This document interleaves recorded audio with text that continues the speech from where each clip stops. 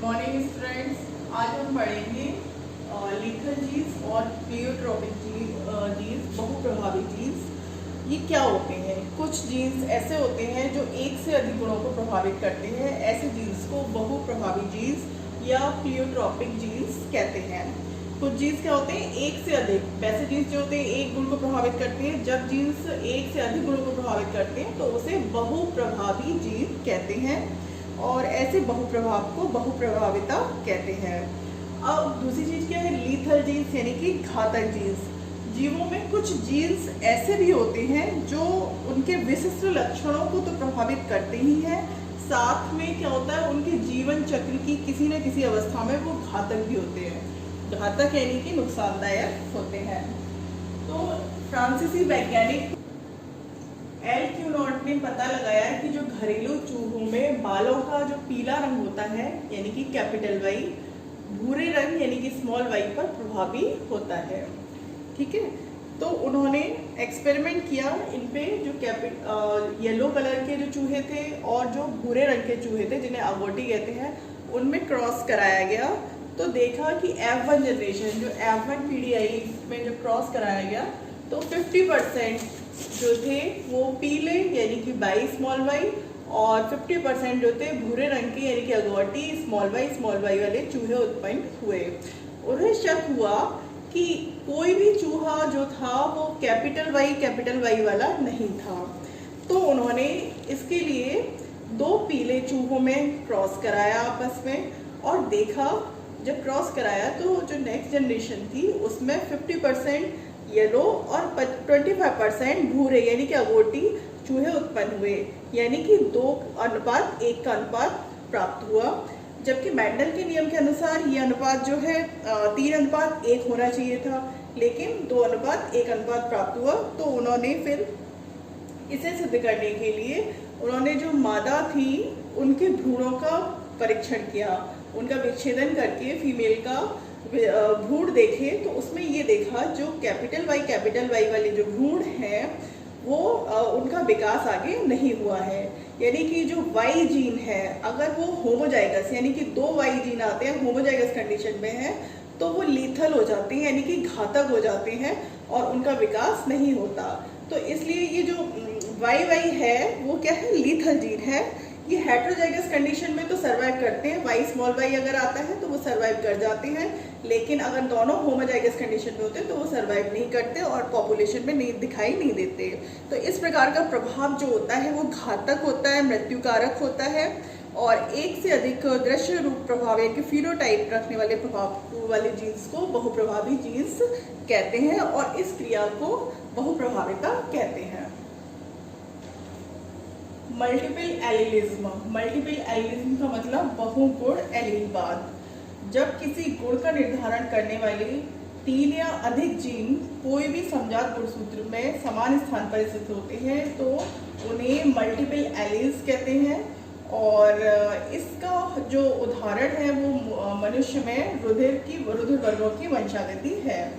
तो जो रुधिर वर्गों की खोज की थी वो थे वैज्ञानिक लैंडस्टीनर और वर्नस्टीन जो वैज्ञानिक थे उन्होंने बताया कि जो ब्लड ग्रुप ABO है वो जो है आनुवंशिक लक्षण है और इसकी वंशागति जो होती है मेंडल के नियम के अनुसार ही होती है, लेकिन इसकी वंशागति में 2 के बजाय 3 तुलनात्मक लक्षणों के एलील्स पर निर्भर करती है।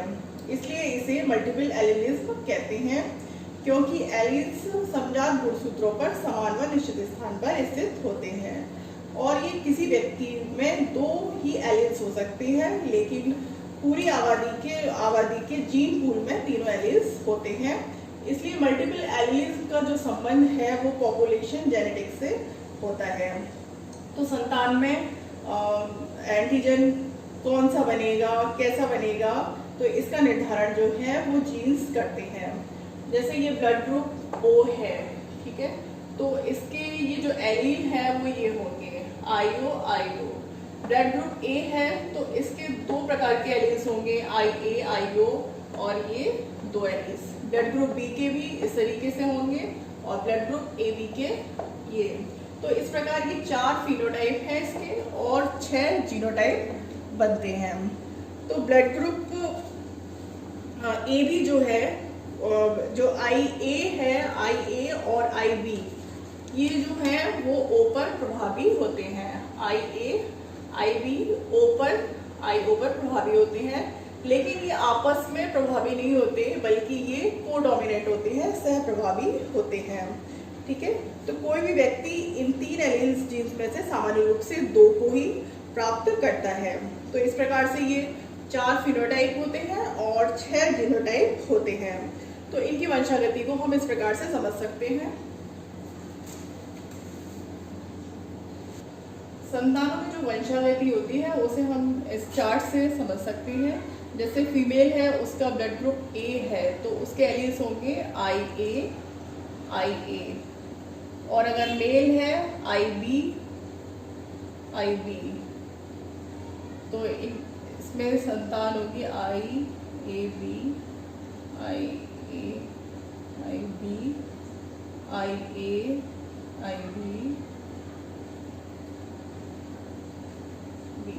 इसमें सारी संतानें जो होंगी इनकी, जिनका ब्लड ग्रुप अगर मेल का बी है और फीमेल का ए है, तो सारी संतानें जो होंगी वो ब्लड ग्रुप ए बी वाली होंगी। सभी संतानें ए बी ब्लड ग्रुप वाली होंगी।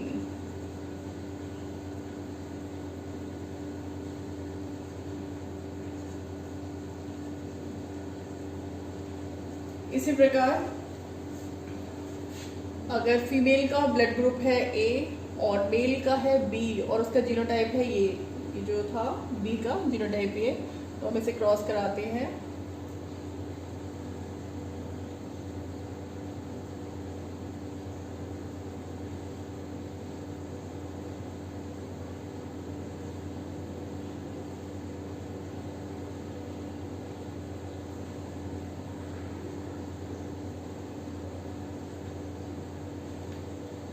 तो इसमें जो 50% संतानें हैं उनमें ब्लड ग्रुप ए बी के होने की संभावना होगी, और 50% की संभावना जो होगी वो ब्लड ग्रुप ए की। ठीक है, ए बी और ए ब्लड ग्रुप, ये संभावना इसमें बनेगी। अब अगर ए और बी इसमें क्रॉस कराते हैं,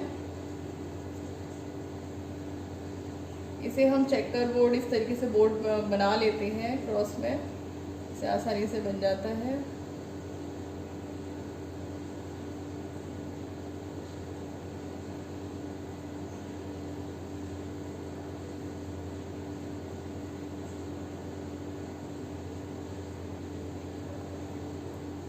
अब इसमें भी 50% जो है वो ए बी ब्लड ग्रुप वाले हो सकते हैं और 50% जो होंगे बी ब्लड ग्रुप वाले होंगे।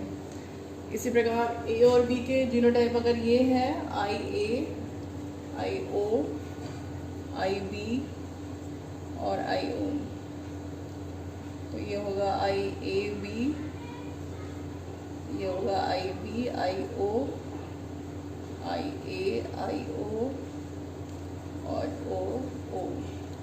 इसमें 3 तरीके की संभावना बनेगी। ए बी ब्लड ग्रुप भी आ सकता है, बी और ए और ओ, यानी कि 4 तरीके, चारों ब्लड ग्रुप आने की संभावना है इसमें। ए बी, बी, ए और ओ, चारों ब्लड ग्रुप संतानों में आ सकते हैं। ये जो ब्लड ग्रुप्स हैं उसमें आई ए, आई बी ये जो है वो म्यूटेंट ब्लड ग्रुप माने जाते हैं, और ओ जो है वो सामान्य जीन माना जाता है, और आई ए और आई बी जो होते हैं वो उत्परिवर्तित जीन्स माने जाते हैं। तो ये हो गई गुणात्मक विकल्पी या बहुगुण एलील, जिसे बोलते हैं मल्टीपल एलीलिज्म। तो इस वंशागति को हम इस तरीके से क्लियरली समझ सकते हैं कि कैसे संतानों में माता पिता से ब्लड ग्रुप आते हैं। तो जो ब्लड ग्रुप ओ है उसमें कोई एंटीजन नहीं होता, ब्लड ग्रुप ए में एंटीजन ए होता है, ब्लड ग्रुप बी में एंटीजन बी होता है, और ए बी में दोनों एंटीजन होते हैं।